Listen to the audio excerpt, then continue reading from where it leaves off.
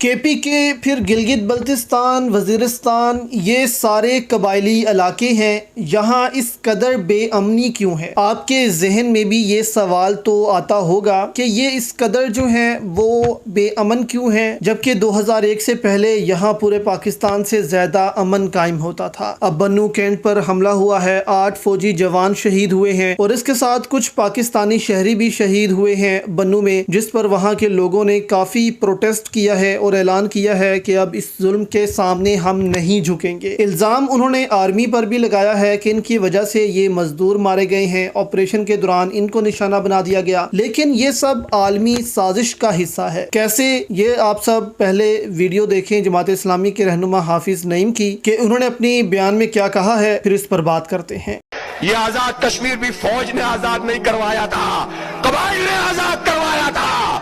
سری نگر کے دروازوں تک پہنچ گئے تھے، تو یہ قبائل تو ہماری فوج تھی، یہ خطہ تو ہمارا پرامن خطہ تھا۔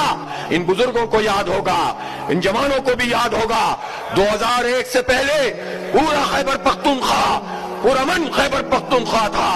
پوری ہماری قبائلی بیلٹ پرامن قبائلی بیلٹ تھی، اور یہاں تو ہمیں فوج رکھنے کی ضرورت بھی نہیں پڑتی تھی، اور ہم سب مل کر یہاں پر رہتے تھے، بستے تھے۔ لیکن پھر 2001 میں جب کولن پول نے فون کیا اور مشرف، جنرل مشرف جو حکمران تھا، وہ ایک ٹیلی فون کال پر ڈھیر ہو گیا۔ لیکن یہ جرنیل اپنی قوم کو تو فتح کر لیتے ہیں، امریکہ کے ایک فون کے اوپر ڈھیر ہو جاتے ہیں،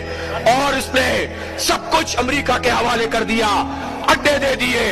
ایئرپورٹس اور ہمارے لاجسٹک سپورٹ دے دی، نیٹو کی ہماجگاہ بن گیا۔ اور پھر اس کے نتیجے میں کیا ہوا؟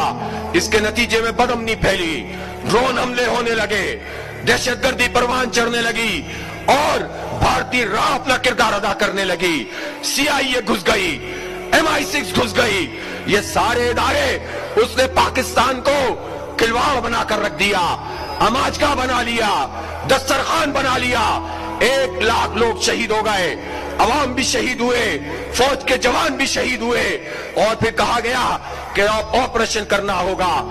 اب صرف قبائلی لوگوں نے دوستوں ہمیں یہ آزاد کشمیر لے کر دیا تھا اور بھارتی فوجوں کو بھاگنے پر مجبور کر دیا تھا اور سارا کشمیر حاصل کر لینا تھا، لیکن بھارت خود یونائٹڈ نیشن پہنچ گیا اور پاکستان وہاں پر رک گیا۔ اس کے بعد آپ دیکھیں کہ انہی قبائلی علاقوں پر زمین تنگ کر دی گئی کہ یہ دوبارہ سے کہیں اتنے طاقتور نہ ہو جائیں کہ بھارت پر حملہ آور ہوں، اور اس میں امریکہ بھی مکمل شامل تھا، کیونکہ امریکہ بھارت کو چین کے مقابلے میں کھڑا کرنا چاہتا ہے۔